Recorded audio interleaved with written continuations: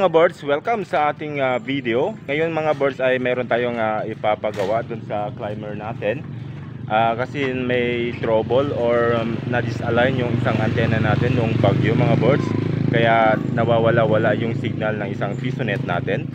Kaya kailangan natin pakyatin si climber para i-align yung isang antena. So tara, samahan nyo akong umakyat. Ayan, so siya ang ating climber.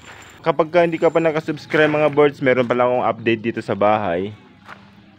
Ayan, so ito yung bahay. So ito yung bahay ko. Yung pangarap ko. View lang konti. Atras pa tayo kasi hindi magkasya dun sa screen.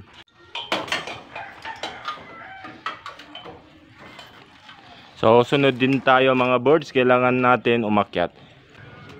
Ayan. So hindi ako ang aakyat, yung climber natin ang aakyat, si JTV. Ayan. So dito lang tayo, i-video natin siya.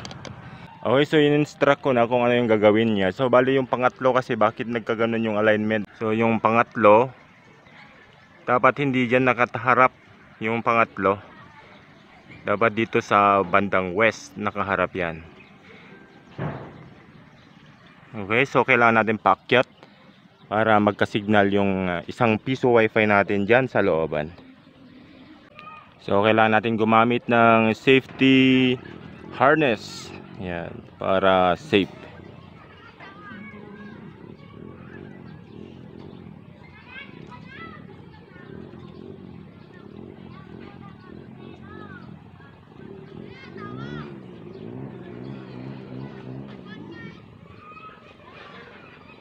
Madalas yung mga kamay natin.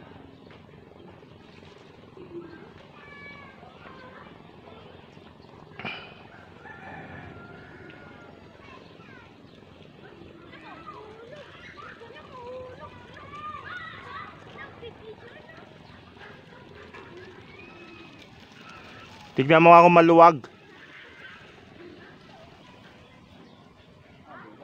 Maluwag nga. Mahina yung kapit. Yung safety harness, isabit.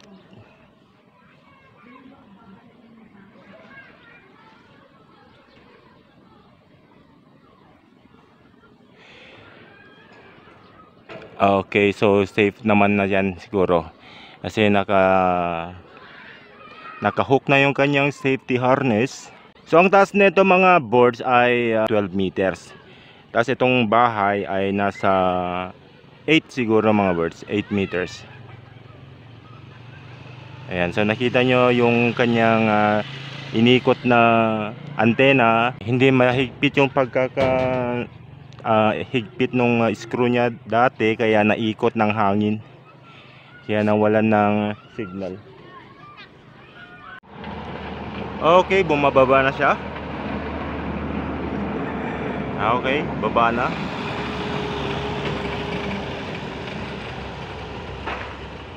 So ayun mga boards, isa yun sa mga common na problema kapag meron kang piso wifi business, yung mawawala yung connection ng iyong piso wifi dahil nadi-disalign yung kanyang antena. Ayan, so ito ay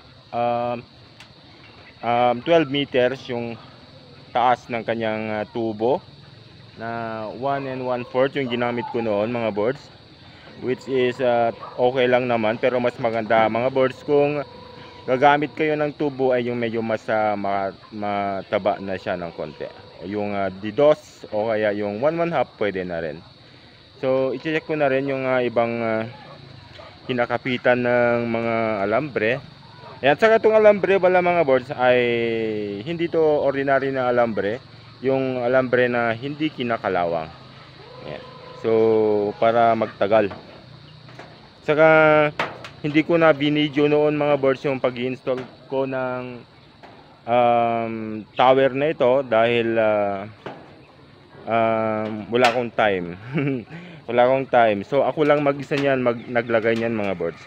So punta tayo doon. Doon sa turnbuckle para i-adjust yung or para lagyan ko pala ng bulkasil kasi binutasan ko yan noon. Tapos tumutulo.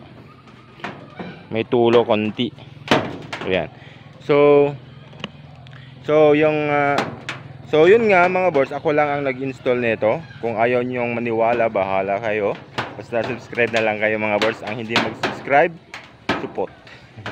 Hello mga support. Ayan, so ako lang ang nag-install niyan. Mag-isa ko lang yan mga boards. Noon, walang tumulong sa akin. Wala akong katulong. Pero ngayon, kapag ka nagme-maintenance na, meron na akong kasama. Ayan. Ayan, tingnan natin kung tumutulo ito. Kasi nagrereklamo si Mrs. Baka daw tumutulo. Pero hindi naman dito banda, ang tumutulo ay dun sa kabila. Kaya lagyan na din natin siya ng Bulkasil. So itong turnbuckle natin ay number 12 to 12 mm. Every alambre na nakakonect doon, yan, meron siyang turnbuckle. Kaya pagka maluwag yung kanyang alambre, higpitan lang natin yung maluwag. Yan. So tatlo lang ito, parang triangle lang ito. Medyo nagtipid ako noon kasi mga boards, dapat 4 para mas matibay sana. Pero kapag ka 4 naman kasi mga boards, mahirap pagka nandun ka na sa taas, konti yung space na gagalawan mo. Kaya tama lang din na 3. Saka hindi naman ito kataasan yung aking tower. Yan. So i-zoom natin, tignan natin kung kaya ba ma-zoom. Ayan. So yan yung mga tower natin. So yan yung mga antena natin. 2, 4, 6. 6 lang yan mga boards, pero 11 na piso wifi ang nakakonect dyan. Ayan, kasi yung mga radyo na yan, point to point siya, pero hindi siya point to point na point to multi point, parang ganun. Isang access point, tapos multi point. Ayun, yung PTP-M. Ayan. So meron ganong features ang mga antena natin. TP-Link at saka Ubiquiti yung ginagamit kong antena.